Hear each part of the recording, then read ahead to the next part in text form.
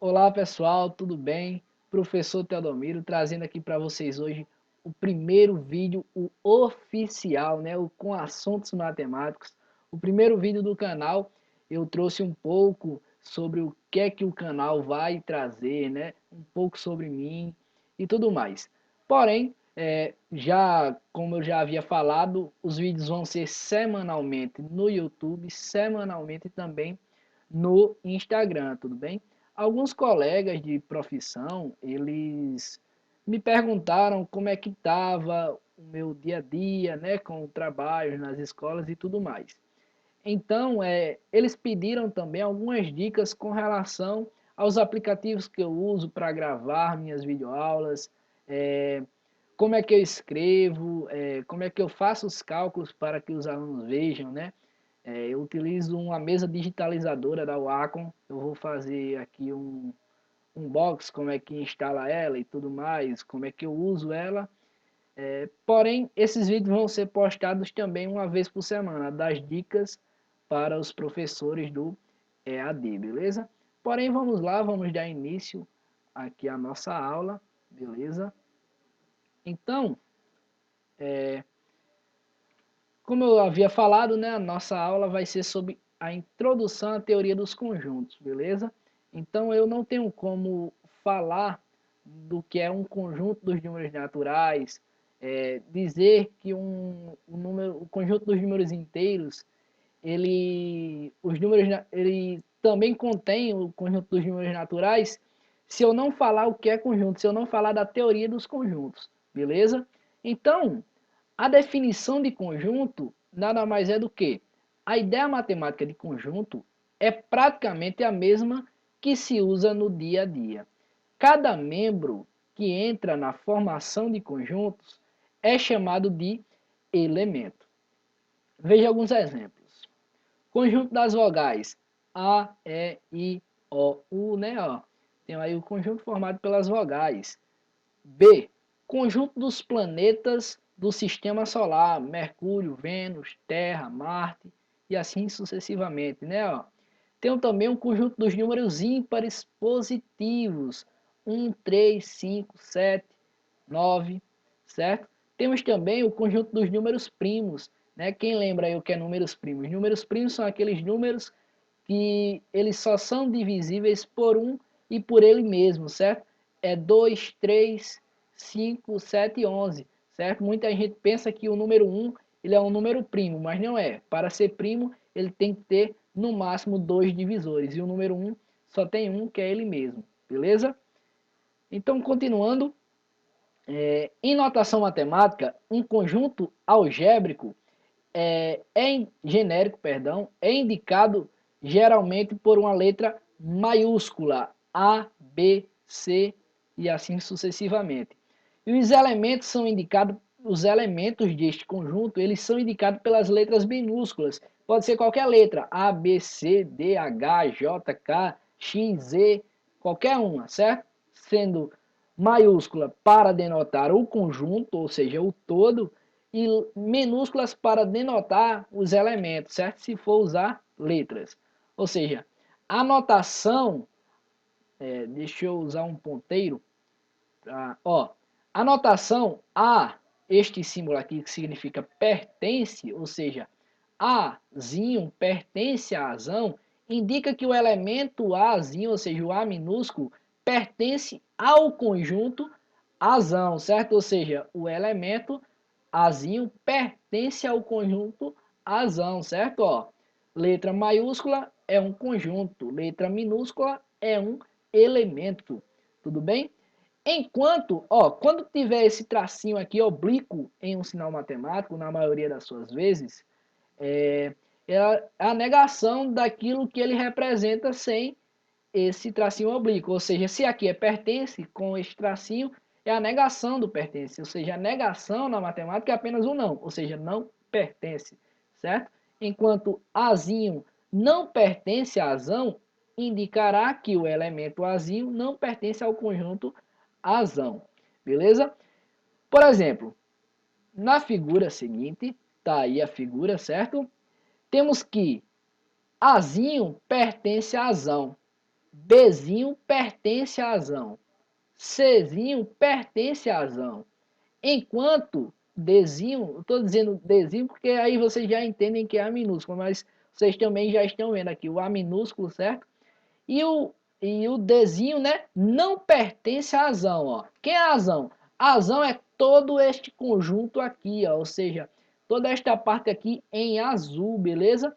Ou seja, o que é que aqui está falando, ó? Está dizendo que os pontos A, B e C, eles estão contidos dentro deste conjunto, enquanto o D, ele não pertence a esse conjunto. Por quê? Porque ele está fora. Se este dele estivesse aqui dentro, em qualquer outro lugar que não importa a posição, ele estaria sim pertencendo, certo? Então, este aqui é a representação geométrica gráfica, né, da pertinência de um conjunto, de um elemento com um conjunto, beleza? Então, o símbolo eta índice A, certo? Ou eta de A, como vocês preferirem, denota o número de elementos do conjunto A. Por exemplo, se A é igual, ou seja, o conjunto A, tá vendo que é maiúsculo, ó, é igual, ó, chave, certo, pessoal? Sempre que a gente for tratar de conjunto, a gente abre uma chavezinha aqui, ó, 0, 1 e 2, certo? Então, eta de A, ou seja, eta índice A, será igual a 3, ou seja, a quantidade de elementos que eu tenho aqui neste meu conjunto, certo? É denotado por eta de A, beleza? Conjunto vazio. Quem nunca ouviu falar, né? Se não ouviu, conjunto vazio, chama-se conjunto vazio aquele conjunto que não possui elementos, ele é dado pelo símbolo, ó, aqui o símbolo, certo? É o conjunto dos, é o símbolo do conjunto vazio, certo? Ou seja, do vazio. Veja alguns exemplos de conjunto vazio, ó. Primeiro aqui exemplo, ó. O conjunto dos números de x, tais que x é diferente de x. Isso aqui é vazio, né? Pela propriedade transitiva da igualdade, a gente sabe que um elemento ele é igual a ele mesmo, certo? Ou seja, o conjunto dos números de x, tais que x é diferente de x, não.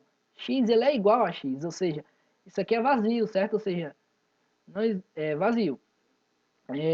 Conjunto dos números de x, tais que x é ímpar e múltiplo de 2. É vazio, certo? Por quê? Para que um número seja múltiplo de 2, o que é que ele precisa ser? Ele precisa ser par, certo?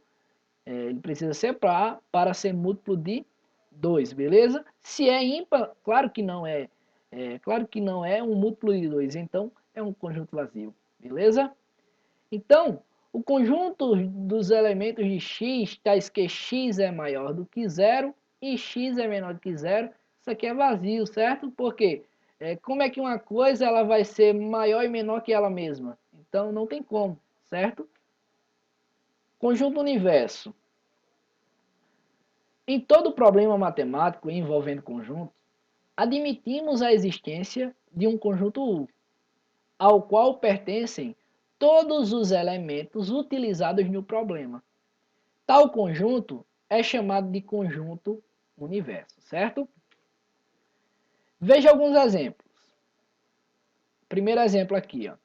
X pertence a U, ou seja, um elemento X pertence ao conjunto U, ou seja, de universo, tais que, ou seja, tal que este X, ou seja, este elemento é um estado da região sul do país.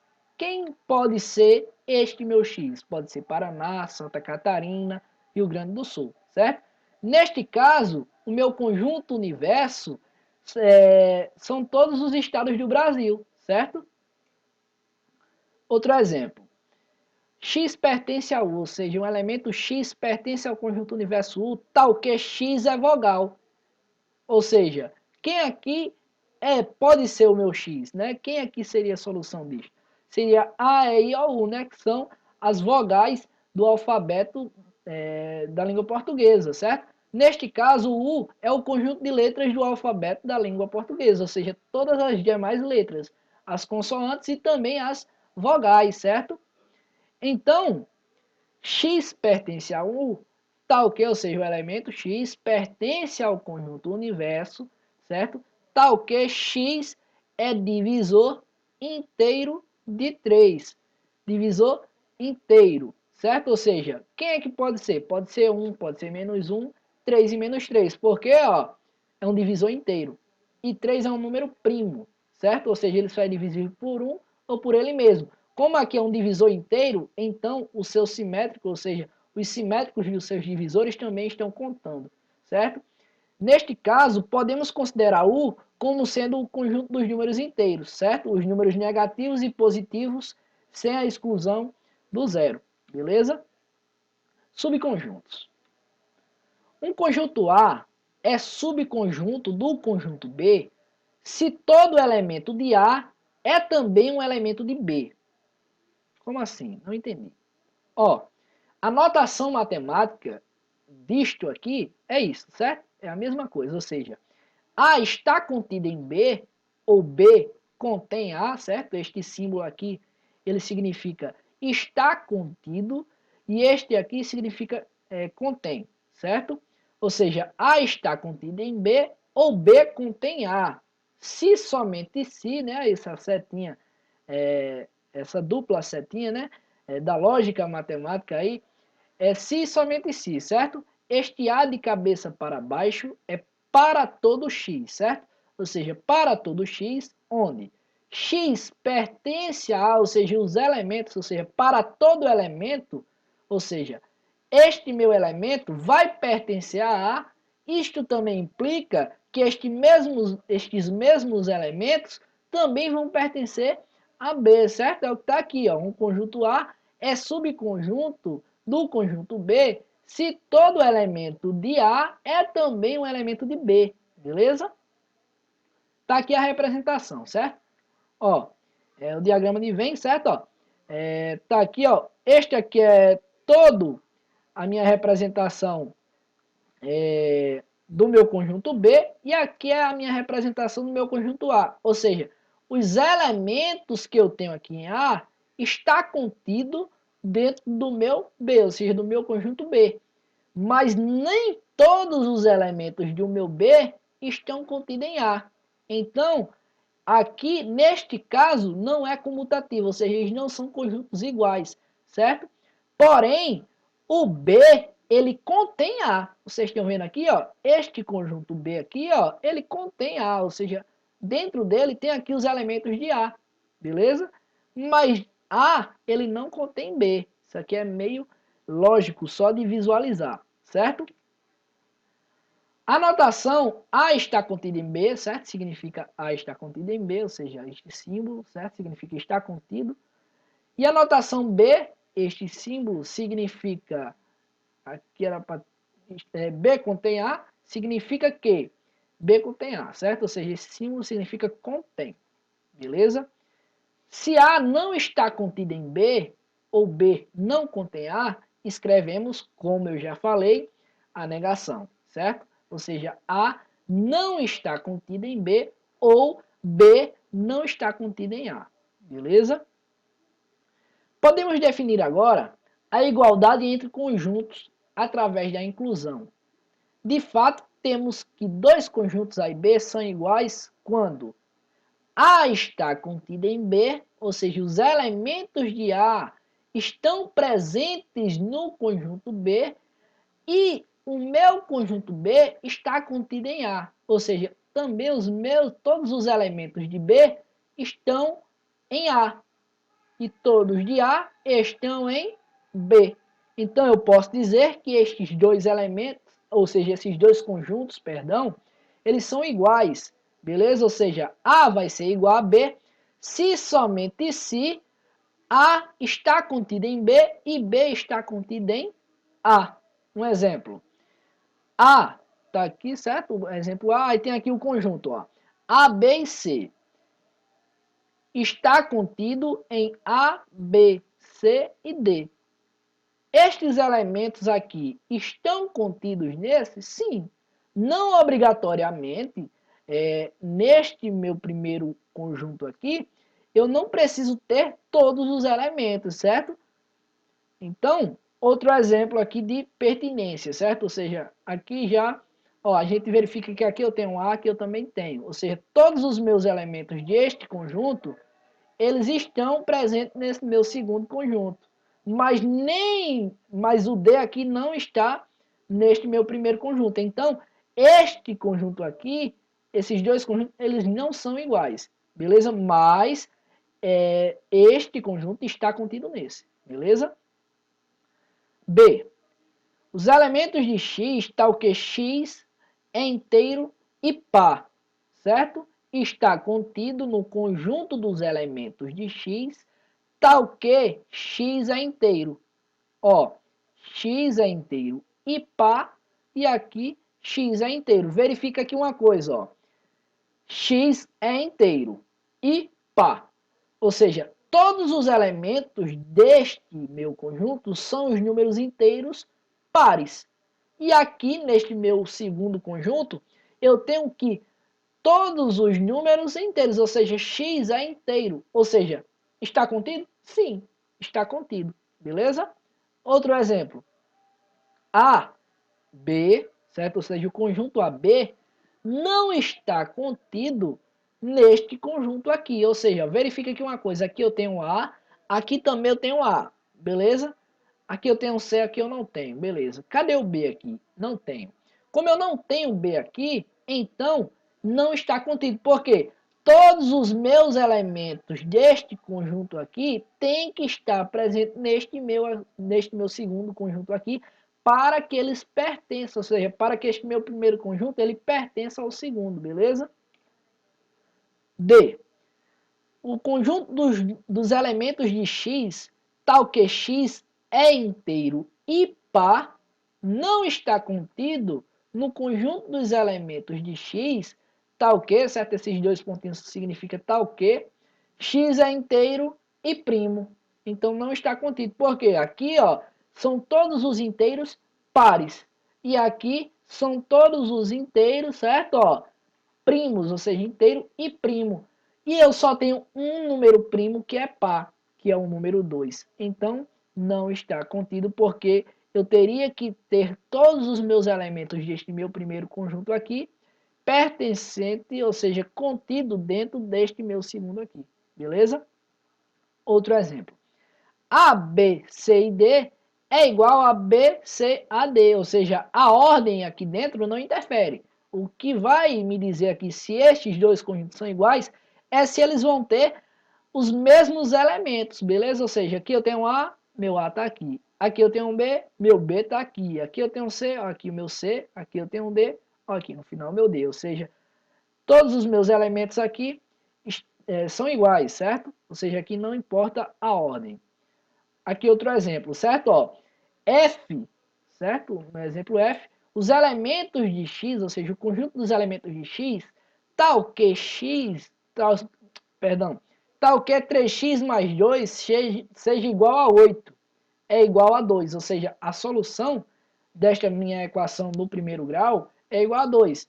E eu verifico que realmente é igual a 2. Por quê? Se eu substituir, se eu passar aqui este 2 para o outro lado, né, ele está positivo, vai passar negativo, certo? Então vai ficar 8 menos 2, ou seja, 3x igual a 6, o 3 está multiplicando, vai passar dividindo, vai ficar 6 sobre 3, e 6 dividido por 3 é igual a 2, beleza? Então é igual sim, beleza? Ou seja, isso aqui é a solução. G. A, B e C é diferente de A, B, C, D. Ou seja, verifica aqui uma coisa. Aqui eu tenho A, B e C. É diferente, ou seja, aqui eu tenho um elemento a mais. Para que fossem, perdão, para que fossem iguais, eu teria que ter o meu elemento D também aqui neste meu primeiro conjunto. Mas o que eu poderia aqui já perguntar a vocês era, este meu primeiro conjunto está contido neste outro? Tá, né? Ó, olha aqui o exemplo. Ó. A, B e C, A, B, C está contido em A, B, C, D. Beleza? Continuando.